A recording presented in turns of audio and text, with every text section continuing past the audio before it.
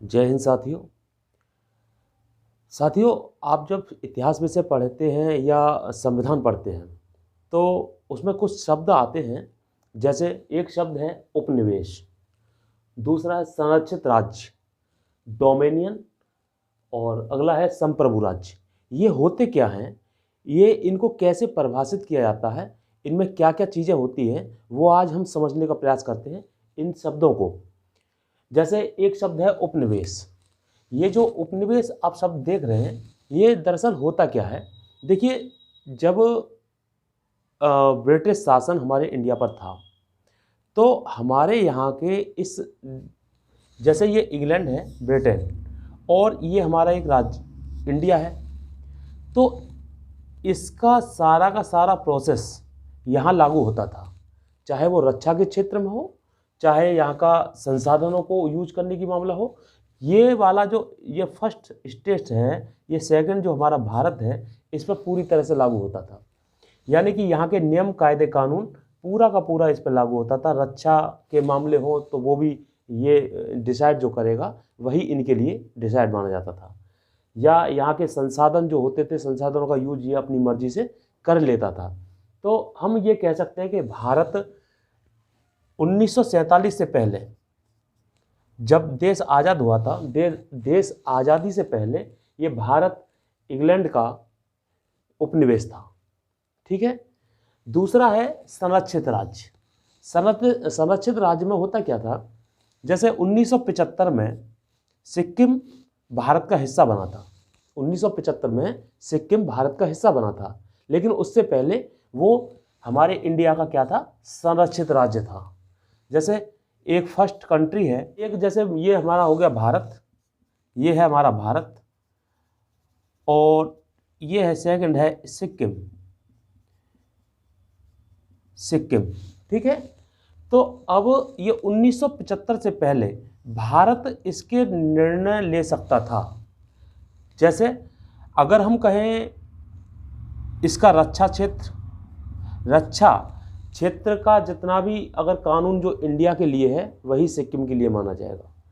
और इसका विदेशी मामले ये सेकंड वाला जो राज्य अपने लिए नहीं बना सकता, लेकिन इसका विदेशी मामले इस पर डिपेंड करेंगे। अगर ये वाला देश किसी से विदेशी मामले बना लेता है तो वो इस पर भी लागू होंगे। तो इस तरह यहाँ ये 2-3 चीज़ें हैं, रक्षा क्षेत्र है, विदेशी मामले हैं।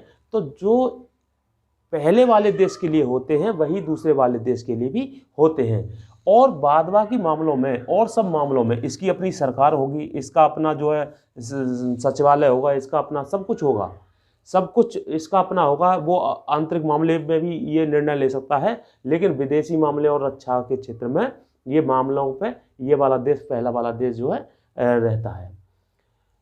ये इसको बोलते हैं हम संरक्षित राज्य या प्रोटेक्टोरेट राज्य। ठीक है। अब एक शब्द आता है डोमेनियन। डोमेनियन क्या होता है, जैसे एक फर्स्ट कंट्री ये है और दूसरा कंट्री है ये। फर्स्ट कंट्री केवल नाम मात्र के लिए इसका जो आधिपत्य है दूसरी सेकंड वाली कंट्री पर केवल नाम मात्र के लिए होता है। जैसे इसके सेकंड वाले देश के अपना सब कुछ होगा, सचिवालय अपना होगा, न्यायालय अपना होगा, और अपना संविधान होगा, अपना सब कुछ होगा, मतलब अपना सब कुछ तो होगा, लेकिन केवल एक कागज पर ये लिख दिया जाता है कि ये इसका जो प्रमुख और वो पहले वाले देश का जो प्रमुख है वो दोनों एक ही व्यक्ति होंगे। ठीक है। ये दोनों एक ही व्यक्ति होंगे। समझ में आ रहा है।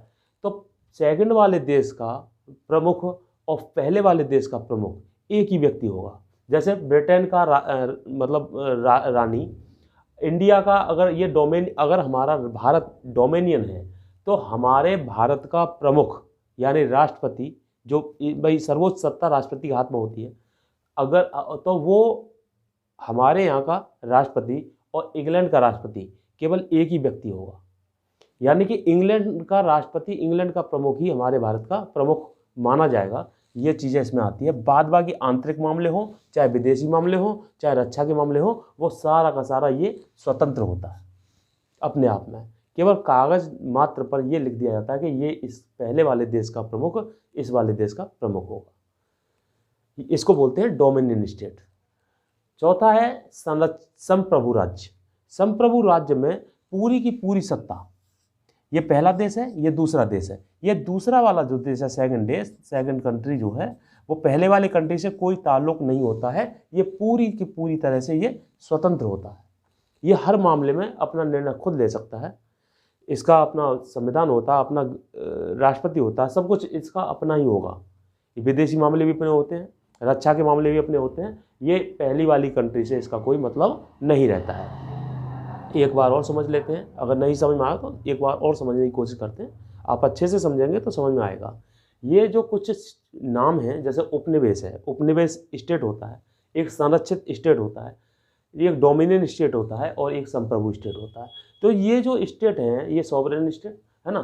तो हम उपनिवेश उसको बोलते हैं कि ये सारे के जैसे ये पहला देश है और ये दूसरा देश है।